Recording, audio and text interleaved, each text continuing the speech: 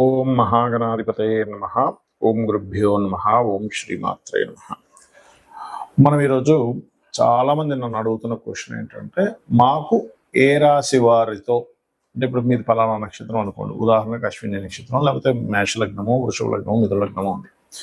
మాకు ఏ నక్షత్రము వారితో లేదా ఏ రాశి వారితో మాకు పడకపోవడం జరుగుతుంది, మేము ఎవరితో జాగ్రత్తగా ఉండాలి అని అడుగుతున్నారు.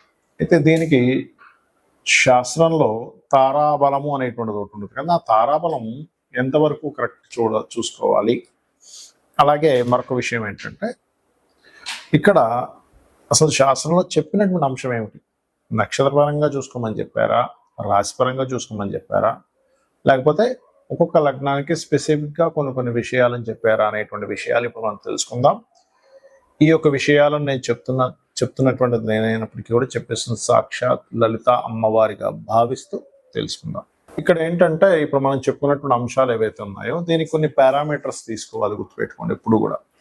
ఏమిటిది అంటే, మనం ఇప్పుడు మీ లగ్నం ఫలానా అయితే ఈ అధిపతి గనక ఈ సంబంధంలో ఉంటే ఈ కారకత్వం వాళ్ళతో అని చెప్పాం. అది ఫ్రెండ్సా రిలేటివ్స్ అనేటువంటిది.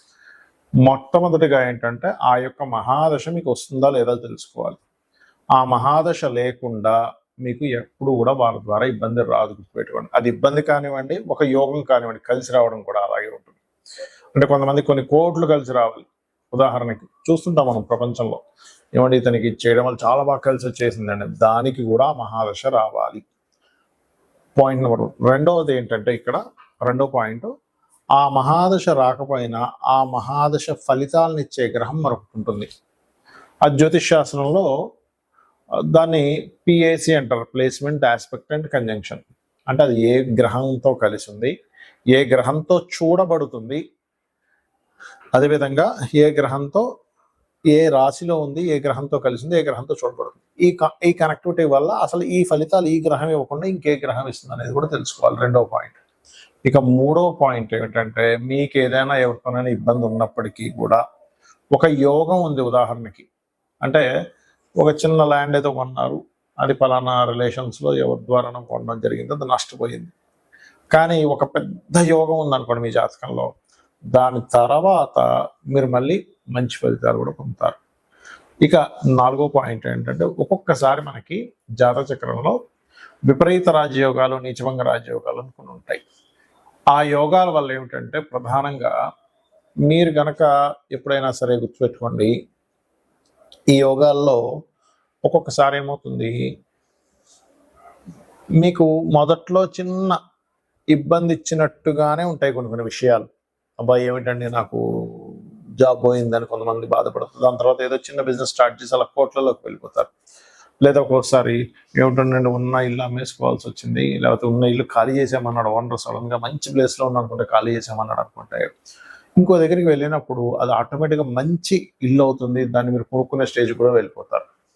అలాగే ఒక్కొక్కసారి అయ్యో నేను వాళ్ళు వెళ్ళాల్సింది మిస్ అయిపోయిందండి, వెళ్తే మంచి ఇది దొరుకును అనుకుంటాం, కానీ ఒక్కొక్కసారి మిస్ అవ్వడమే మంచిది అవుతుంది. అలాగ ఒక్కొక్కసారి మనకి జన్మజాతకంలో ఒక నెగటివ్ జరిగినట్టుగా అనిపించి పాజిటివ్ జరుగుతాయి. ఇవన్నీ కూడా ఒక విపరీత రాజయోగాలు, నీచభంగ రాజయోగాలు ఉన్నప్పుడు జరుగుతాయి. ఇది మీరు గుర్తించాలి. అంటే మనం ఎప్పుడైనా మన లైఫ్లో ఒక సంఘటన జరిగినప్పుడు వెంటనే దానికి మనం డిప్రెస్ అయిపోకుండా, ఓకే ఇది ఒక విపరీత రాజయోగం, నీచభంగ రాజయోగంలో ఉండేటువంటి ఒక స్టెప్. ఇలాగా ఉంటుంది. ఒక్కొక్కసారి మనకి బాగా దేవతా అనుగ్రహాలు కనుక మనకు ఉన్నప్పుడు ముందుగానే హింట్ కూడా ఇస్తుంది. మనం ఏదైనా ప్రారంభించేటప్పుడు ప్రకృతిలో ఎలా అంటే, బయలుదేరదాం అనుకున్నప్పుడు ఏదో ఆటంకం రావడం, ఫోన్ చేస్తున్న వాళ్ళు లిఫ్ట్ చేయకపోవడం, లేకపోతే పదే వద్దు అనేటువంటి సంకేతాలు మనకి బోర్డు రూపంలో కానివ్వండి, ప్రయాణం రూపంలో కానివ్వండి, లేకపోతే రకరకాల మాధ్యమాల ద్వారా మనకి ఎప్పుడు ఇంట్లో వాళ్ళు ఆపడం కానీ ఇవన్నీ ఎక్కువగా జరుగుతున్నాయంటే కూడా మనం ఆ పని చేయడం ద్వారా ఇబ్బంది పడతాము అనే విషయాన్ని మనం అర్థం చేసుకోవాలి.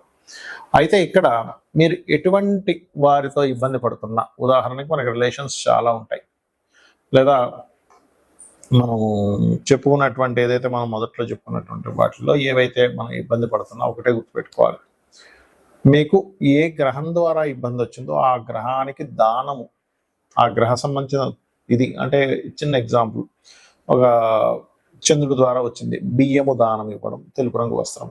లేదంటే ఇంకా నేను ఇంకేమైనా చేయగలనా, మెడిటేషన్ చేసుకోవడం, లేదు గోసేవ చేయడం, లేదంటే నా దగ్గర బోల్డ్ డబ్బులు ఉన్నాయి నేను ఇంకేదైనా పెద్దగా చేస్తాను అనుకున్నప్పుడు అన్నదానం చేయడం, లేనట్లయితే ఏదైనా ఒక అమ్మవారికి సంబంధించిన హోమం చేసుకోవడం. అంటే ఏమిటి, మీ యొక్క సమస్య తీవ్రతని బట్టి మీరు ఎప్పుడు కూడా పరిహారం చేసుకోవాలి, గుర్తుపెట్టుకోండి. ఎందుకంటే ఒక్కొక్కసారి చిన్న టాబ్లెట్ ఇచ్చి క్లియర్ అయిపోయేది ఉంటుంది సమస్య, ఆరోగ్య సమస్య. కానీ ఒక్కొక్కసారి ఇంజెక్షన్ ఇవ్వాల్సి వస్తుంది, 2 రోజులు హాస్పిటల్లో జాయిన్ అవ్వాల్సి వస్తుంది, మరొకసారి ఆ వ్యక్తికి అన్ని టెస్టులు చేసి ఆపరేషన్ కూడా చేయాల్సి వస్తుంది. అంతే కదండి సైంటిఫిక్గా మనం చూసుకుంటే. అలాగే ఒక్కొక్కసారి ఏమవుతుందంటే చాలా చిన్న చిన్న వాటితో ఈ కలియుగం అంటారు దీన్ని, నామస్మరణ చేత కూడా మనం బయటపడవచ్చు. ఇది ముందు గుర్తుపెట్టుకోవాలి. సమస్య వచ్చింది, సమస్య గురించి భయపడాల్సిన పని లేదు. సమస్యకి పరిష్కారం వెతకడమే సమస్యని జయించడం. శ్రీమాత్రే నమః. వృషభ లగ్నము, వృషభ రాశి. వృషభం వారికి పూర్వజన్మ కర్మ అనేటువంటిది ఏ రూపంలో వీళ్ళకి వెంటాడుతుంటుంది అని చెప్పి చూసుకున్నట్లయితే గుర్తుపెట్టుకోండి. చాలా మంది ఏమనుకుంటారంటే, ఏమంటే నాది వృషభ రాశి, సో మాది కృతిక 2, 3, 4 పాదాలు, రోహిణి నక్షత్రం అందులో ఉంటుంది, మృగశిర 1, 2 పాదాలు, కాబట్టి తారాబలం చూసేసుకుంటాం అనుకుంటాం. తారాబలం కేవలం ఆ రోజు ఏ తార అయిందో ఆ సమయం సంబంధించిన విషయం గురించి మాత్రమే చూడాలి. కానీ ఇది కృతిక నక్షత్రానికి మృగశిర నక్షత్రం 3వ తార అవుతుంది కాబట్టి పనికిరాదని, అది ముహూర్తం వరకే. మనిషికి అది, ఎందుకంటే దీని మీద ఒక కనీసం ఒక 50,000 జాతకాలు తీసుకొని రీసెర్చ్ చేసినప్పుడు అందులో ఈ తారలు కలవని వాళ్ళు తల్లి కొడుకులు ఉన్నారు, తండ్రి కొడుకులు ఉన్నారు, భార్యాభర్తలు ఉన్నారు. అక్కడ సమస్య కంపల్సరీ రావాలని రూల్ లేదు. అది మా రీసెర్చ్లో కూడా తెలియదు. కాబట్టి ఏమిటంటే మీరు కావాలంటే మీరు కూడా రీసెర్చ్ చేయొచ్చు 50,000 జాతకాలు తీసుకొని. మీ జన్మజాతకంలో ఎవరు మెయిన్గా పాయింట్, ఎవరు రాజయోగ కారకుడు ఎవరయ్యారు, ఎవరు ఇబ్బంది ఇచ్చే కారకుడు అయ్యాడు అనేదే తీసుకోవాలి. సర్వసాధారణంగా వృషభం వారికి పాజిటివ్ ఏమిటంటే వాళ్ళకి ఓపిక ఎక్కువగా ఉంటుంది. ఎంతో ఓపికగా ఉండేటువంటి మీకు గురువు ముఖ్యంగా పూర్వజన్మ కర్మకారకుడు అవుతాడు. అంటే మీకు ఎప్పుడు ఇబ్బంది వచ్చినా జూపిటర్ రిలేటెడ్ మూలంగా వస్తుంది. అంటే కొన్నిసార్లు తెలియక మీరు సర్వసాధారణంగా ఏంటంటే వృషభం వారికి వృషభ లగ్నంలో పుట్టారంటే ఓపిక ఎక్కువ ఉంటుంది ఒకటి. రెండవది వాళ్ళ మాస్టర్స్ చెప్పేది ఏదైనా సరే వాళ్ళు ఇంకా ఏదో చెప్తే బాగుండు, ఇంకా ఇలా కాదు, ఇంకా ఏదో చేస్తే బాగుండు, ఒక అసంతృప్తి వేళలో వెంటాడుతూ ఉంటుంది. ఇదే పూర్వజన్మ కర్మ రూపంలో వస్తుంది, గుర్తుపెట్టుకోండి. ఎందుకంటే వృషభ లగ్నాన్ని 1/6 లార్డ్ శుక్రుడు అవుతాడు కాబట్టి సెల్ఫ్ కాంపిటీషన్ కొంత ఉంటుంది. వాళ్ళు కాంపిటేటివ్గా ఉండాలి, నేమ్ అండ్ ఫేమ్ తెచ్చుకోవాలి. 4 అధిపతి రవి కాబట్టి నేమ్ అండ్ ఫేమ్ తెచ్చుకోవాలి. అదేవిధంగా ప్రతిదీ ఆలోచించి మాట్లాడటము, జీవిత భాగస్వామితో కొంత స్ట్రెస్ ఉండడము, ఇట్లాంటివి ఉంటుంటాయి, ఉండవని కాదు. కానీ ఇక్కడ దేవతా సంబంధించినటువంటి తప్పిదాలు చేయడం, లేదా ఒక్కొక్కసారి షేర్ మార్కెట్లో ఏదో వస్తుంది అనేటువంటి దాంతో ధనాన్ని వెచ్చించడం, ఇవి కొంచెం అంటే ఇక్కడ గురు బుధులు గనక బంధువర్గంలో, లేకపోతే మీకు ఒక్కొక్కసారి ఏమవుతుందంటే షేర్ మార్కెట్లో వృషభం వారికి నాకు ఫలానా గురువు అంటే అతని వల్ల నాకు ఈ డబ్బులు వచ్చాయి అనుకుంటారు. కానీ ఏమవుతుంది, వాళ్ళ ద్వారానే ఇబ్బంది కూడా పడతారు. ఇక్కడ ఏంటంటే మీరు అవతల వాళ్ళని మీరు ఏ నక్షత్రం అని అడగలేరు ఒక్కోసారి. కానీ ఈ సిమ్టమ్స్ ఉన్న వాళ్ళతో ఇబ్బంది వస్తుంది ఒకటి. రెండవది, మీకు నవగ్రహాల్లో ఏ గ్రహం పాడైందో చూసుకోండి, ఏ భావంలో ఉందో చూసుకోండి. ఉదాహరణకి కుజుడు పాడయ్యాడు, 12వ అధిపతి 7వ అధిపతి అయిన కుజుడు పంచమంలో పాడై ఉన్నాడు. అప్పుడు సంతానం ద్వారా లేదా ఫ్రెండ్స్ ద్వారా వస్తుంది, గుర్తుపెట్టుకోండి. అలా ఏ గ్రహం పాడైంది. అయితే ఈ లగ్నానికి పాపులు ఎవరు? కుజుడు, అదేవిధంగా చంద్రుడు మరియు గురువు. ఈ 3 గ్రహాలు, కుజుడు ఎక్కడున్నాడు, చంద్రుడు ఎక్కడున్నాడు, గురువు ఎక్కడున్నాడో చూసుకోండి. అది ఏ భావంలో ఉందో. చంద్రుడు అంటే మదర్ రిలేటెడ్, లేదా మదర్ వల్ల ఇబ్బంది పడడం, ఇట్లాంటివి వస్తాయి చంద్రుడు పాడైతే కనుక. కుజుడు పాడయ్యాడు, సప్తమాధిపతి ప్లస్ అన్నదమ్ములు, లేదా గురువు పాడయ్యాడు, గురుతుల్యమైనటువంటి వారి ద్వారా. కాబట్టి ఈ వారాల్లో కూడా, అంటే గురువారము, సోమవారము, మంగళవారము మీరు ఏదైనా డెసిషన్స్ తీసుకునేటప్పుడు కూడా జాగ్రత్తగా ఉండండి.